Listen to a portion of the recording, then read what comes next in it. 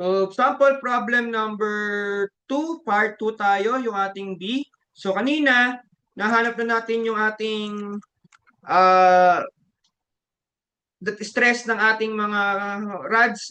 So, ng tube saka ng rod, yung copper natin is nasa 14,000 PSI and yung ating stress natin kay aluminum ay nasa 3,000 PSI. So, punta tayo ngayon kay P, ano? Kay B. So, sa una, wala tayong pakialam dun sa material. Kung kaya ba ng material o hindi, hindi natin tinatanong yon. Ang tinanong lang natin, ano yung stress nilang dalawa. So, syempre, dahil mechanics of deformable body tayo, ang tanong natin lagi dyan, kaya ba ng material? So, find the maximum safe load P that can be handled ng ating material or that can be applied to the bearing plate. So, ano daw ilalagay nating P dito ng maximum na meron tayong allowable stresses. So, meron tayong allowable stress ni copper na 20 PSI, 20 KSI and aluminum ay 10 KSI. So, wala tayong pinagkaiba dito. At ganun pa rin yung ating three equilibrium equation. Wala tayong problema. So, ang ating kanina, doon sa ating first video, ang ating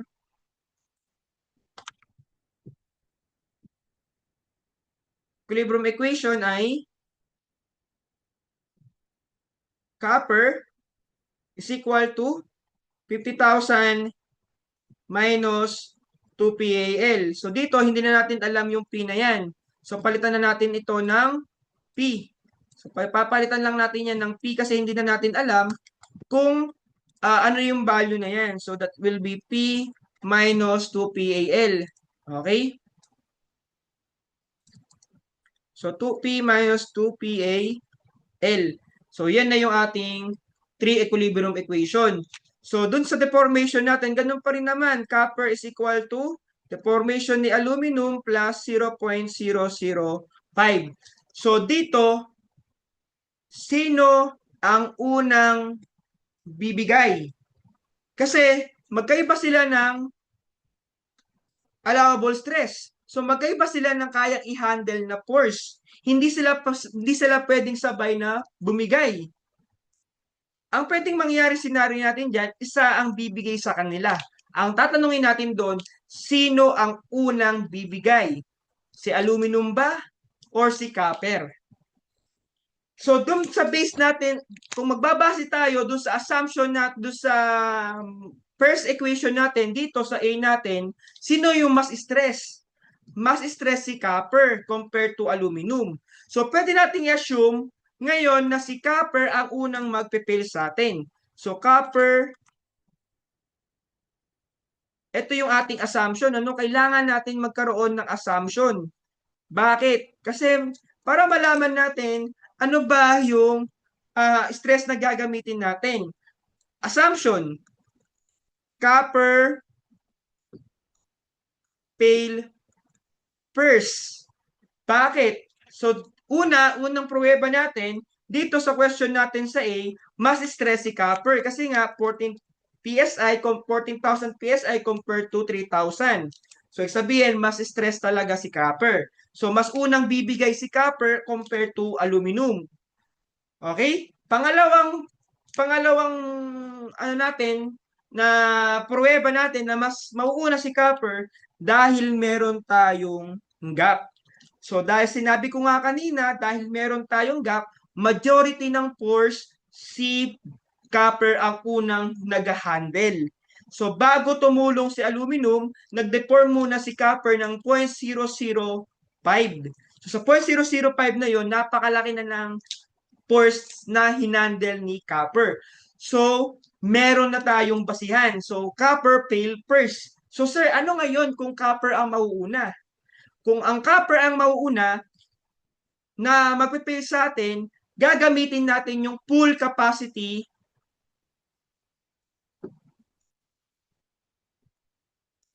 ni copper. Bakit? So, ang ating stress na ngayon kay copper is equal to 20 KSI.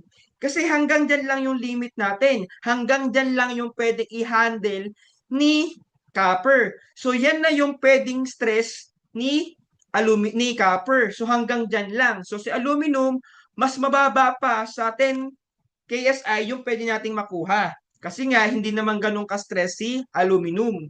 So, wag nating iisipin na sabay silang magpe-fail kasi hindi sila sabay magpe-fail. Kahit pa nakadikit yang bearing plate sa parehas na yan, hindi sila sabay magpe-fail. Kasi nga, hindi sila parehas ng force na kinikerry. At hindi sila parehas ng strength ng material. So, hindi sila sabay magpe-fail. Unless na lang kung pare-parehas silang material, sabay-sabay silang magpipail. Ngayon, kung hindi sila pare-parehas ng material, hindi sila sabay magpipail. May mauuna at mauuna sa kanila. Ang tanong, sino? Okay? Para malaman natin yun, una, kailangan din natin alamin kung ano yung force na kaya nilang i-handle. Okay? So, ano ba yung kayang i-handle ng force natin, ano? Ng copper natin. So, ito yung assumption natin.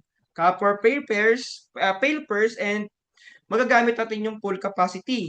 So, yung ating copper ay hindi pwedeng lumagpas sa 20 KSI. Okay? So, kung pare-parehas lang sila na wala tayong gap, ang una natin gagawin dyan ay identify the force na kaya nilang i-handle. For example, si copper, ano yung kayang force i-handle? So, 20 KSI multiply by area na 2, so that is equal to 40,000 kips, ano, o 40,000 pounds. So, si aluminum naman ay 10,000 PSI multiply by 3, so that is 30. So, dito, pag ganyan yung situation, walang gap, so assume natin na no gap, ang i-consider natin na mauunang magpe-fail ay yung ating aluminum. Kasi mas mababa yung kailangan niyang force hanggang 30 lang. So meron na tayong idea na mas mababa yung makukuha, mas mababa or mas magpe-fail muna si aluminum compared to copper. Okay? Kaso ang problema, meron tayong gap. Sabi natin, si copper ang nagdadala ng force bago pa tumulong si aluminum. So napaka-light lang difference ng dalawang yan, ano? 40 saka 30. Kaya mas more likely na mag-fail si copper. So magkakaroon pa naman tayo dito ng proving kung saan ipoprove natin kung talaga bang hindi nag-fail si aluminum at si copper lang yung nag-fail. So ayun, ano? So meron na tayong force ni copper, which is 40 kips. So hanggang dito lang yung kayang i-handle ni ating copper. Kasi kapag lumagpas tayo sa 40 kips, lalagpas yung ating stress. Kasi hanggang ano lang tayo, 20 KSA lang tayo. So pag lumagpas tayo sa 40 kips, so for example, nag-45 tayo, 45,000 over 2. So that is equal to 45 over 2. So that is equal to 22.5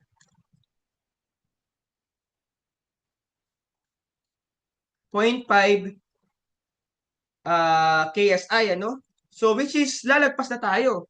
Kaya hanggang 40 kips lang yung pwedeng i-handle ng ating copper. So, kung hanggang dyan lang, pwede na nating makuha si aluminum. So, si force aluminum is equal to, so, wala pa, no?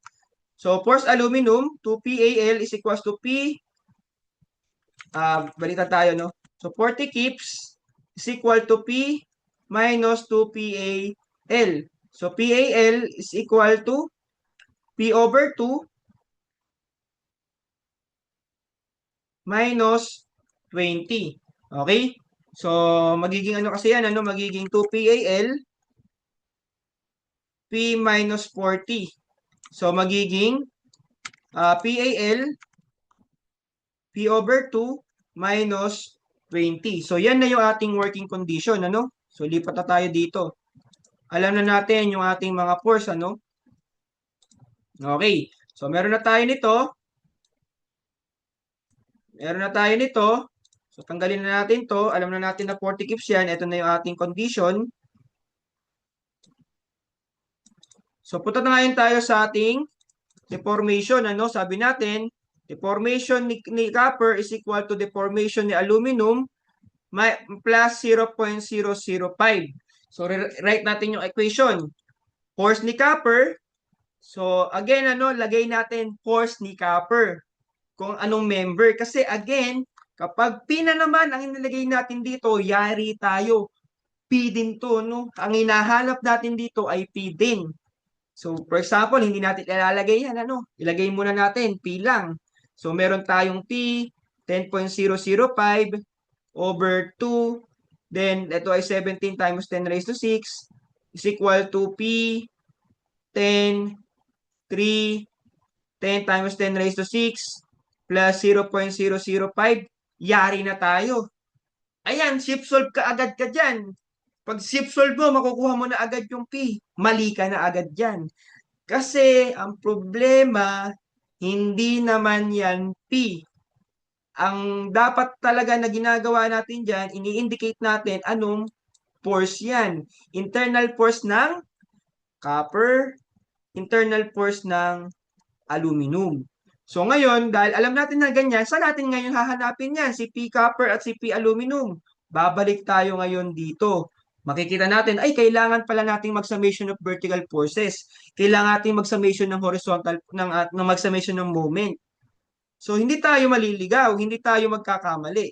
Kasi sayang, tama na yung procedure, mamamali lang tayo kasi mali lang tayo ng lagay ng mga variables. Okay? So, P copper is equal to 40 kips or 40,000 pounds. So, 10.005 over to 17 times 10 raised to 6 is equal to, ano yung natin? Ito. So, P minus, ito pala. So, P over 2 minus 20,000 pounds multiplied by 10 over 3, 10 times 10 raised to 6 plus 0.005. So, therefore, 40,000 multiplied by 10.005 over 2, 17 times 10 raised to 6 is equal to P over 2, X over 2. O, wag kalimutan ng parenthesis ha, baka makalimutan. Minus 20,000 pounds multiplied by 10. 3 multiplied by 10 times 10 raised to 6 plus 0.005. So, therefore, ang ating P is equal to 80.62 kips. Yan na yung ating final answer. So, yan na ba? Safe na ba tayo dyan? Hindi pa. Tingnan muna natin kung tama ba yung assumption natin in the first place. Bakit? Kapag mali tayo ng assumption, mag-iiba tayo ng uulit tayo sa simula. Bakit? Kasi mas magpe-fail yung stuff sa'yo, no? Ang idea dyan, mauuna yung hindi sila safe parehas. Ang mangyayari sa atin doon, hindi sila may isang sa atin. Kapag gano'n, Sana naiintindihan natin. Okay? Kasi kapag mali tayo ng assumption na hindi pala magpe-fail pag nag-fail pala yung aluminum, for example, kinuha natin yung aluminum, nag-fail. Yari tayo doon, hindi safe yung ating course. Okay? Kasi assumption natin dito, hindi lalagpas si copper sa kanyang 20 KSI. So, ginamit natin yan na 40. So, alam natin na hindi siya lalagpas dito. Ngayon, kapag si aluminum, lumagpas siya sa kanyang allowable, yari tayo, uulit tayo from simula. Baliktad naman yung gagawin natin. Instead na si copper yung isasagad natin, si aluminum yung kailangan nating isagad. Okay? So, sana naintindihan natin yon. So, meron na tayong P. So, i-double check natin ngayon kung hindi ba magpe-fail si aluminum. So, first the aluminum natin ay is equal to 80.62 over 2 minus 20. So, that is equal to 80.62 over 2 minus 20. So, that is equals to 20.31 kips. So, doon pa lang, alam na natin. Kasi ang kaya i-handle ni aluminum ay 30 kips. So, yan yung kaninang pinakita natin. So, ngayon, safe talaga siya. Kahit i-check natin yung kanyang allowable stress, ano? Yung kanyang stress, ano? So, 20.31 over 2, over 3. So, that is equal to 6.77. So, mababa tayo sa 10. So, safe tayo. So, this is a safe value now. Ngayon, mako-confirm na natin, confident na tayo na this is the safest maximum value. Kasi si copper, hindi siya lalagpas dito kasi nga, ito na yung inassume natin. Hanggang dito yung kaya i-handle ni copper na 40 kips. So therefore, ito na ngayon yung pinaka-safe value natin. Again, if nag-check tayo at hindi nag-fail yung ating aluminum, uulit tayo. Baliktad naman yung gagawin. Si aluminum naman yung gagamitin nating force instead of copper. Okay? Kasi hindi siya safe. At tinatanong kasi natin dito, what is the maximum value of P na safe yung ating material? So kung hindi magiging safe yung aluminum, fail tayo. Okay? So sana naintindihan natin yon. So dito muna yung ating yung ating discussion ngayong araw kasi hindi ko na siya magagawa at meron kaming meeting bukas. So ituloy na lang natin itong additional discussion sa Webes. So ituloy ko na lang yung sample problem number 3 and at the same time ay the new topic which is the thermal stress. So thank you guys and tingnan na lang natin yung mga activity na ipopost ko and God bless sa inyo. So, if may message, if meron kayong concern, hindi maintindihan, message nyo lang ako. Kung hindi nyo mapalabas yung answer dun sa ating activity, message nyo lang ako. So, yun. That's it for now. So, thank you guys.